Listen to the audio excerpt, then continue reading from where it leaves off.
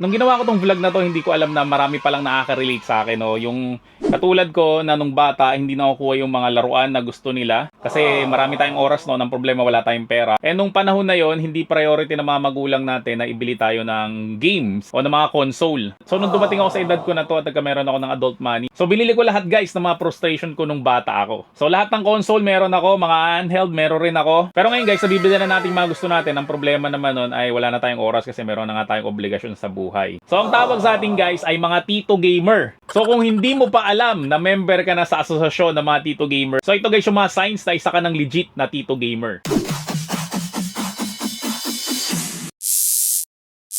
So, unang-una, guys, mas gusto mo na yung casual o relax sa paglalaro. In short, gusto mo na, guys, easy mode, no? So, ako, pag naglalaro ako, lalo yung Resident Evil 4, hirap na hirap ako dun. So, ang ginawa ko ay in-easy mode ko na lang para matapos ko lang siya. Kasi, guys, hindi na natin hinahabol yung ranking, yung mga trophies. Ang hinahabol na lang natin ngayon is ma-relax lang tayo at syempre matapos natin yung game, no? So kung nahihirapan ka, guys, sa games, huwag kang mag-alala, pareho kita. So ang gawin mo, guys, no, easy mode mo lang yung game mo. Wala namang nanonood sa'yo. Ang importante, guys, natapos mo ng relax yung game mo at hindi ka masyadong na-stress. So sumunod, guys, sa sign ay sinabi ko na kanina. So meron ka ng pambili ngayon, ang problema naman ay wala ka ng oras. Syempre ang priority na natin ngayon is yung pamilya natin, yung trabaho natin. Syempre kung meron kang business, yun yung priority mo. So kung meron ka man time na maglaro, sigurado yan, guys, every night na lang. Sumunod, guys, na sign ay mas gusto mo na lang, guys, yung mga single player na mga game. Minsan, guys, nag-post ako na naglalaro ko ng Left 4 Dead. Tapos may nag-comment doon na pinapasali niya ako sa group nila. Ang sabi ko sa kanya, guys, ay easy mode lang talaga ako.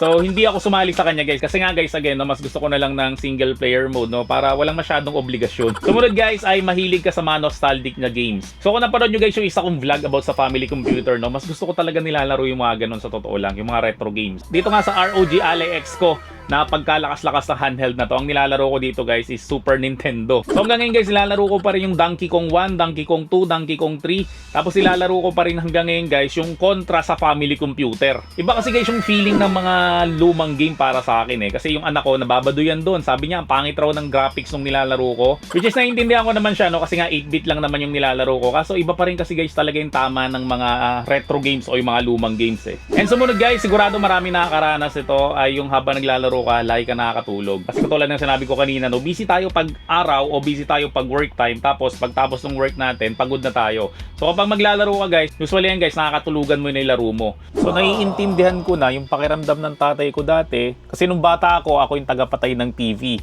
Kasi nagugulat na lang ako, umaandar pa yung TV pero yung tatay ko tulog na. So ganun pala yun, guys, no? After mo kasi magtrabaho, pagod ka na. So ang libangan na lang nila dati ay manood ng TV. Pero ang nangyari, no, nakakatulugan na lang nila yung panonood ng TV kasi nga pagod na sila. Sobrang hirap talaga ng ganun, guys, no? Kasi bibili ka ng game, tapos pagbili mo ng game, hindi mo siya matapos-tapos kasi nga lagi mo siya nakakatulugan. Or minsan pa nga yan, guys, no, hindi mo alam yung gagawin mo. So ang gagawin mo, kukuha ka ng cellphone para YouTube. Tapos pa nag-YouTube ka na, guys, para alamin kung ano yung gagawin mo.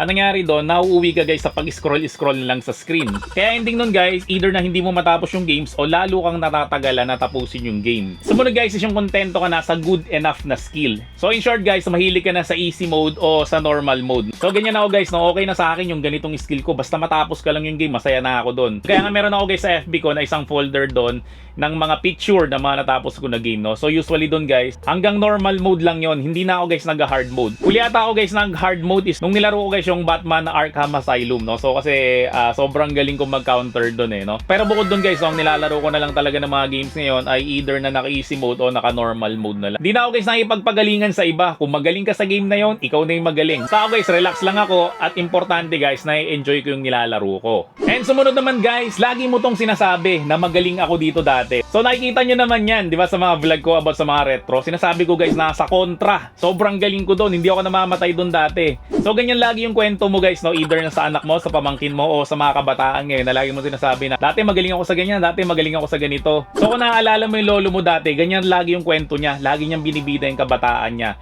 So ibig sabihin yan, guys, tumatanda na rin tayo at binibida na rin natin, guys, yung kabataan natin. Then next naman, guys, mas naglalaro ka sa mga handheld o sa mga cellphone. Kasi nga, guys, kapag handheld na kamukha nito, no, pwede mo siyang i-open pasulyap-sulyap. Tapos pag may gagawin ka na, pwede mo siyang i-sleep, tapos mamaya mo na siya ulit laruin. Hindi ka mukha, guys, na kapag ka sa TV ka naglaro, kailangan mo talaga talagang maglaan ng oras doon. Kasi guys, i-on mo yung TV, i-on mo yung console, hanap ka ng magandang pwesto. So marami kang gagawin bago ka makapaglaro. Hindi ka mukha guys na kapag nasa handheld ka lang, no? So anytime pwede kang maglaro. Kahit na nasa trend ka, kahit na nasa jeep ka, na wag naman sanang mas-snatch, kahit na nasa opisina ka guys, no? Pwede kang maglaro kapag ka break time mo. So hindi mo guys magagawa yun kapag ka hindi handheld ang gaming console mo. O yung iba naman guys, hindi na sila buibili ng handheld. Ang nilalaro na lang nila usually ay sa cellphone na lang. So sumunod guys, meron ka na ng adult money. So ang dami mo nang pambili. May pambili ka na ng skins, may pambili ka na ng games, may pambili ka na ng DLC, may pambili ka na ng Robux. Yung tipong bili ka ng bili ng games tapos hindi mo naman tatapusin. So ang nangyari guys, parami lang ng parami yung mga backlog mo. So sigurado guys, may mga kabataan dito na nanonood sa akin na siguro nakakarindam sila ng inggit, which is naramdaman ko rin naman nung bata ako doon sa mga adult na nakilala ko nung bata ako kasi nga meron silang pera na pambili ng mga games sila. So sa mga kabataan na ganun yung nararamdaman nun, so ang hindi nyo nakikita doon guys ay meron niya kaming pera pambili. Ang problema naman doon is wala kaming oras laruin yun. So ang payo ko sa mga kabataan ngayon, no, so mag-aral ka lang ng mabuti kasi pag na-graduate ka nga guys, no, darating rin time magkakapera ka at makakabili ka na guys sa mga gusto mo. Ang problema mo naman is magiging problema mo yung problema naming mga tito gamer na wala ka ng oras na maglaro. So ang mas maganda niyan, enjoyin mo lang yung kabataan mo, huwag kang magmamadali na tumanda ka agad. Kasi pag tumanda ka na guys, hindi mo na maibabalik ang oras. Sobrang mamimiss mo yung kabataan mo na wala kang masyadong obligasyon, wala kang bayarin. Ang lagi mo lang sinasabi ay, ma, anong ulam? So ang next na sign ay syempre mas gusto mo na yung ergonomic. Mas gusto mo na komportable yung hinahawakan mo. Kaya gumagastos tayo ng extra para sa mga grip na mga handheld natin. Kasi yung mga kamay natin matitigas na. Halimbawa, pangit yung grip ng handheld ko. Pagkatapos ko maglaro, yung kamay ko naninigas na eh. Kasi nga, inaatake na ng rayuma. Pero kung napanood mo guys yung vlog ko about sa family computer, di ba totoo yun na nung bata tayo, wala tayong pakialam sa ergonomics. Kahit na guys yung controller ng family computer ay ang liit-liit at ang sakit-sakit sa kamay, wala tayong pakialam dun. Kasi ang importante sa atin, masaya yung nilalaro natin. So katulad ng sinasabi ko guys dito sa Nintendo Switch, na kahit gaano pa to kaganda at kahit gaano pa guys kaganda yung mga games dito, pero ang hirap niyang hawakan. So hindi ko rin siya masyadong nai-enjoy. So ang mas nilalaro ko ngayon talaga is itong ROG Ally X, no, kasi maganda ergonomics niya. So katulad ko, hindi ako bibili ng mga latest na game. Yung Black Myth ko nga, hindi ko pa nalalaro yun eh. Tapos ang hilig-hilig ko sa Assassin's Creed, pero yung Assassin's Creed Shadow, hindi pa rin ako nakakabili nun. Kasi guys, meron pa ako mas mga importanteng priority kaysa bumili ng games. Siyempre, nandiyan yung mga bills, siyempre yung tuition ng anak ko, yung pagkain namin, at kung ano-ano pa ng mga daily necessities ang inuuna ko.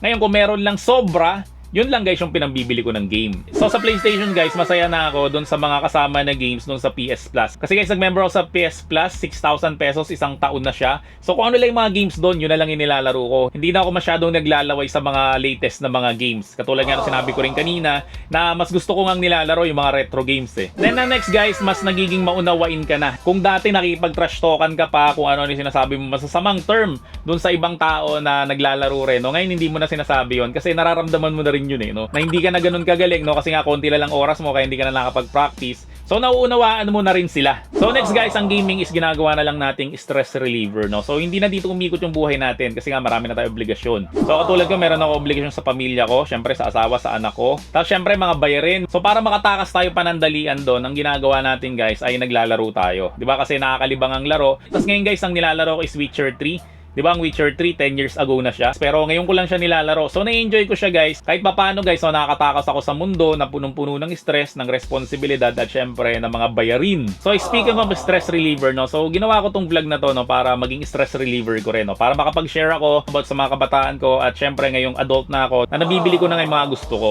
So nakakatuwa guys yung mga nagko-comment dyan na pareho rin na nararamdaman ko. Kahit hindi tayo guys magkakakilala, no, so nakakatuwa kasi nagkakasundo tayo sa mga opinion rin, no, kahit papaano. So guys, sa mga sinabi kong yan, kung nakaka-relate ka na dyan, no, isa ka ng legit na Tito Gamer na katulad ko. So kung Tito Gamer ka rin at nagustuhan mo naman tong video na to, no, huwag mo naman kakalimutan mag-subscribe dito sa channel ko. Syempre, i-like mo na rin tong video na to at i-turn on mo na rin yung notification bell para lagi kang updated sa mga content ko about sa gadget. So yun lang, maraming salamat ulit sa inyong lahat. Sabi nga ni Goku, hanggang sa muli, paalam!